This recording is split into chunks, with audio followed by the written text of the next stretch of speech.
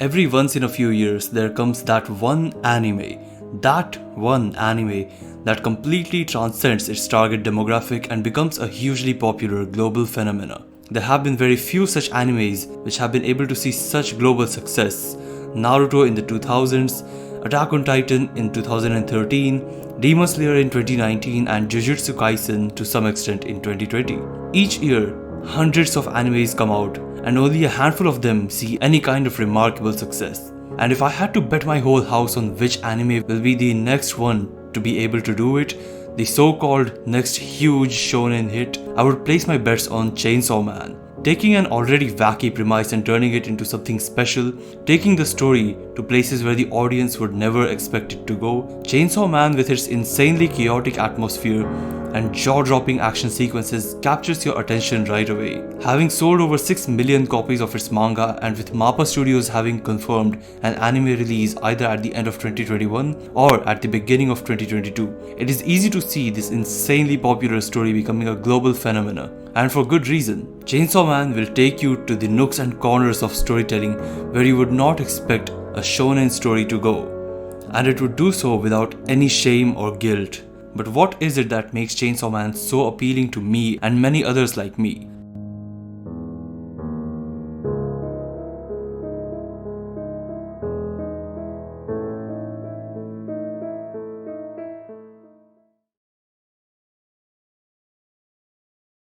A corpse is talking.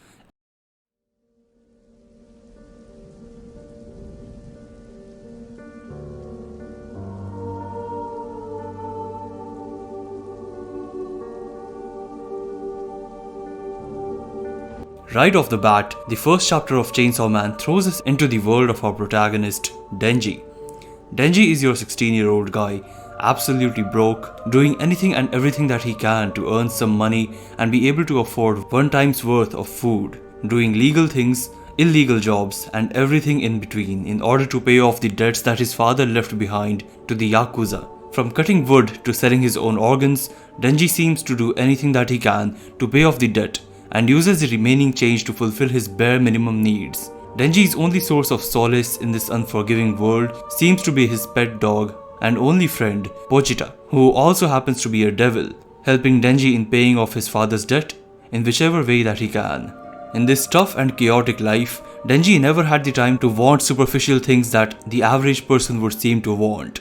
Instead, his wants and needs seem to be focused on a very, very basic thing: normality.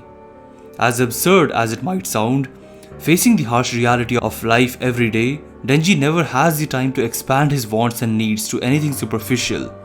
All he wants is to be able to afford a normal life, a human life, flirt with a girl, to be able to afford 3 meals a day and sleep in a girl's arms.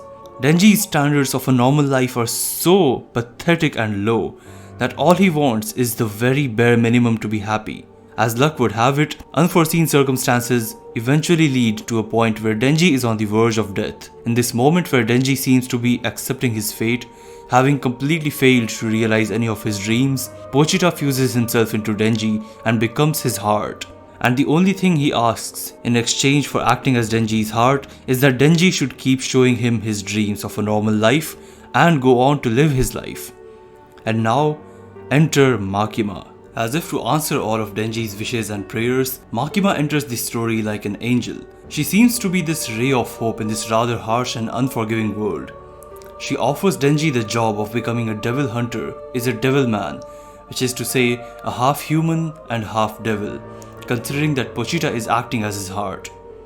As Denji adjusts more and more into his new life, we get to see more and more of his desires, and as expected, they are nothing but the bare minimum. A large portion of Denji's character arc follows his desire to be treated like a human. Whether it is the scene where Aki says that Denji has no human rights, the scene where Kishibe says that people like Denji and Power cannot be considered normal people, or Makima treating Denji like a dog. And yes, I actually mean literally treating him like a dog. Denji is constantly treated as someone who is not even a person. This is a guy who seems to be ecstatic when he is able to eat strawberry jam with toast, because to him, this is something special. Something that normal people, normal humans eat. something that he had never been able to experience before. When Reese suggests that Denji run away with her and live a life that is far away from this violence, Denji says that while he started this job as a means to satisfy his own desires, over time he had begun to experience something more, something that becoming a devil hunter had given him, and it is clear what he is referring to. The job of becoming a devil hunter, as chaotic as it was, had given him a sense of connection to humanity, so to say. He had a roof on his head, he could move around freely like a normal person should, he had people like Aki and Power in his life, people that he had somewhat begun to care about, people who somewhat in their own way had begun to fill the void of the family that Denji could never have. You see, this is the very nature of us human beings. We are never satisfied. Once our most basic desires have been fulfilled, we want more and more and more and more and more and more. For Denji, once his basic desires of being able to afford 3 meals and being able to touch a girl had been fulfilled, he unknowingly wanted more. Something like a family. The regular taste of strawberry jam and toast was not good enough anymore, as Denji admits that he wants something better. The yearning for being normal, to be able to live in at least some sense of normality like any human should, that is what his job had given to Denji. And of all this, the ability of Denji to have an illusion of a family in Aki and Power, as well as the fulfillment of his very basic dreams and desires. All of this was made possible by just one person, and that one person was none other than Makima.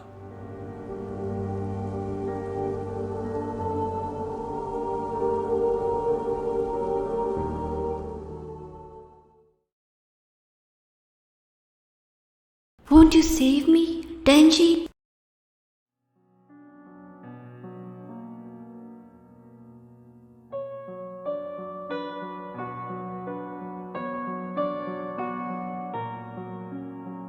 In Denji's world of cruelty and disarray, Makima seems like a ray of sunshine.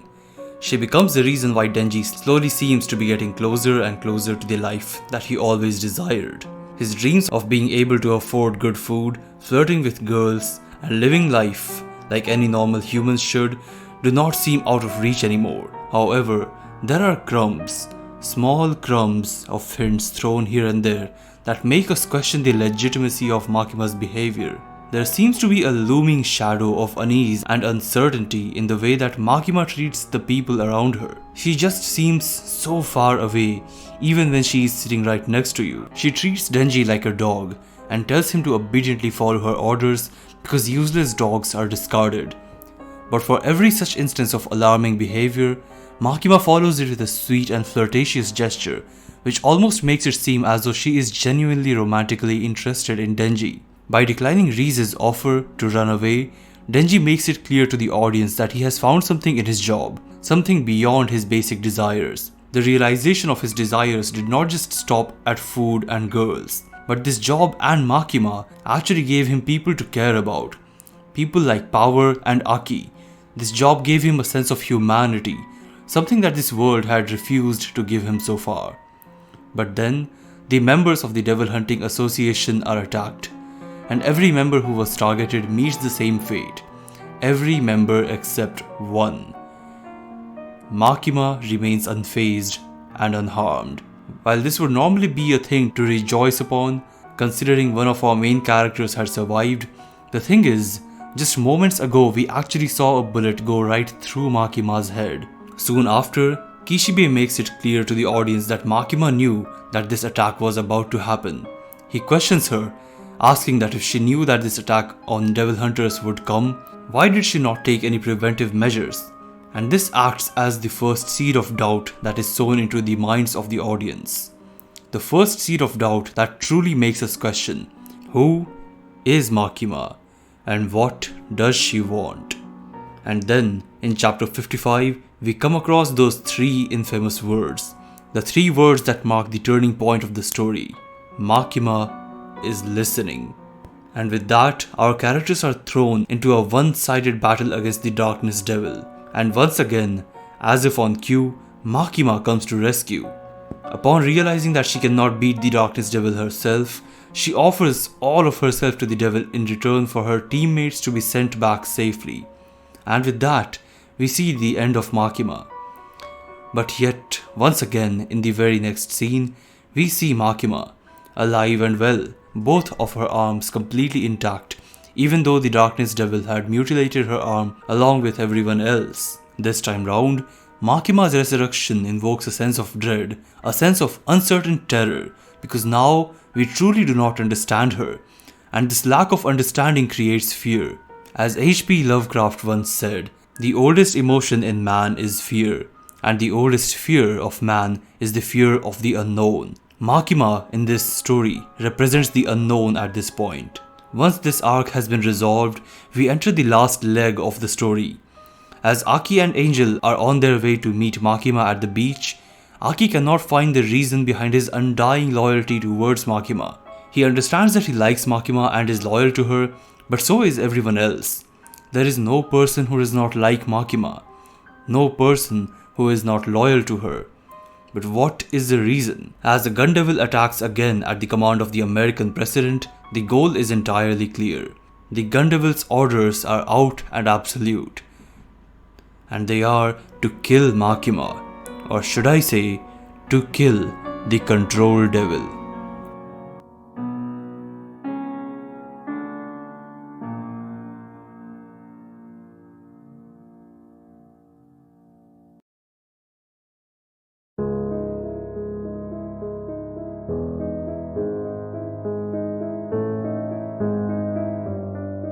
Don't open the door, Denji. These 5 mysterious words loom over us like a dark cloud throughout the story. The presence of these words invokes a sense of primal curiosity, which is accompanied by a sense of dread and unease. These words do not seem like a request, they seem like a warning. Don't open the door, Denji. We question the possibilities. What could possibly be behind that door? What happens if Denji opens the door? What kind of Pandora's box would open if Denji looks behind that door? A monster, a devil, an abomination. A knock. Knock, knock. There is a knock on the front door. Don't open the door, Denji. Why not? What happens if he opens the door? Don't open the door, Denji. We are curious. What's behind that door? Don't open the door, Denji. Denji opens the door. And behind that door is Aki, possessed by the gun demon. A fierce, devastating and destructive battle ensues. Aki is not in his senses. He is possessed. We see a dream. We see Aki's dream. A snow fight. A snow fight between Aki and his brother. Aki throws a snowball at his brother. Aki shoots a bullet at Denji. Aki's brother throws a snowball at Aki. Denji attacks Aki. Another snowball, another bullet. The battle continues, the battle ends. One man survives, one man does not. Denji survives, and Aki, unfortunately, does not. Broken and devastated at being the reason for Aki's death, Denji gives up. He realizes how far his dream of living a normal life was. A dream that was actually untouchable. He goes to Makima to seek some comfort. Denji says that he wants to become Makima's dog. He no more wants to think for himself. The life that he always wanted, the life that he always dreamt of, he almost had it, and then it was taken away from him. He had just killed a person that he was somewhat beginning to feel close to, an illusion of a family, and now it was all taken away. But he still had power. He cared about power. Knock, knock. There is a knock on the door. Makima tells Denji to open the door. Don't open the door, Denji. Denji opens the door. And just like that, Makima nonchalantly kills Power, who was on the other side of the door. Children's minds are so gullible, Says Makima. She is about to open the Pandora's box. She reveals that Denji's father did not take his own life. It was a lie that Denji's fragile young brain had made up into reality as a coping mechanism. And with that, Makima reveals it all. Denji was the one who killed his own father. The door had been opened. The monsters that Denji must face now. Denji is the reason that his father died. He was the reason that Aki died. He was the reason that Power died. And then, shameless and apathetic as she is, Makima reveals her grand plan. She reveals that she was the author of Denji's life, the composer of his pain. Denji's contract with Pochita stated that in return for acting as Denji's heart, all Pochita wanted in return was that Denji shows Pochita his dreams and fulfills those dreams. By adding people like Aki and Power in Denji's life, Makima had given him something resembling a family, and then she had taken it all away, effectively creating a sense of disdain in Denji's mind, a sense of disdain at the very mention of normality. Having admitted that he does not want to think for himself anymore, Denji effectively breaks his contract with Pochita, and that begs the question, who exactly is Pochita? Why is Denji being attacked throughout the story? Why does this vile and cruel woman want Pochita for herself? Things happen so fast from this point on that we do not get much time to think. All we know for sure is one thing: Makima must be stopped.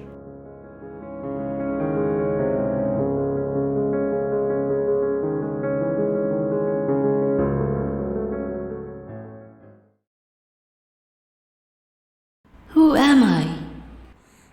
I'm a fan of his.